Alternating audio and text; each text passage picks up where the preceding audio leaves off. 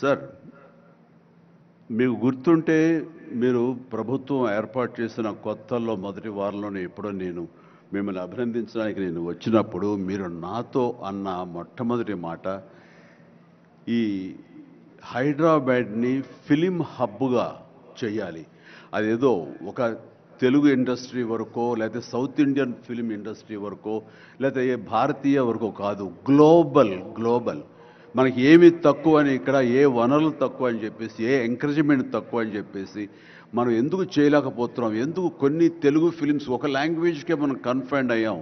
కాబట్టి నా ఉద్దేశంలో ఇది గ్లోబల్గా అన్ని రకాల ఇండస్ట్రీస్ ఇతర లాంగ్వేజ్ నుంచి సినిమా వాళ్ళు ఇక్కడ రావాలి, ఇక్కడ షూటింగ్ చేసుకోవాలి, అది నా ధ్యేయం అని అన్నప్పుడు చాలా ధైర్యంగా మాట్లాడుతున్నారు. అది నిజం కుదురుతుందా? ఎక్కడి నుంచో ఇతర దేశాల నుంచి వచ్చి ఇక్కడ షూటింగ్ చేయటం అన్నది, నేను టూరిజం మినిస్టర్గా ఉన్నప్పుడు ఫిలిం టూరిజంగా ఇక్కడ ఎంతమంది ఆహ్వానించడానికి ఎంతో శ్రమ పడ్డాం, ఎంతో కష్టించాం. కానీ ఇక్కడ ఉన్నటువంటి అట్మాస్ఫియర్ కానీ ఎంకరేజ్మెంట్ కానీ ఆయా గవర్నమెంట్లు అంత లేకుండా ఉండటంతో అది అంత పూర్తి సఫలీకృతం కాలేకపోయాం.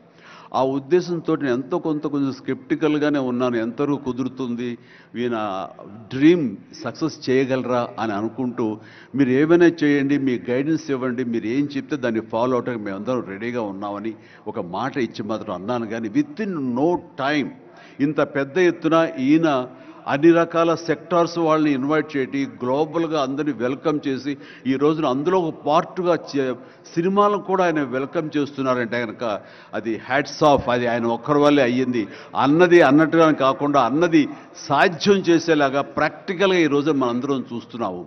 ఇది చాలు. డెఫినెట్గా ఆయన అనుకున్నది సాధిస్తారనే ప్రగాఢమైన నమ్మకం నాకు.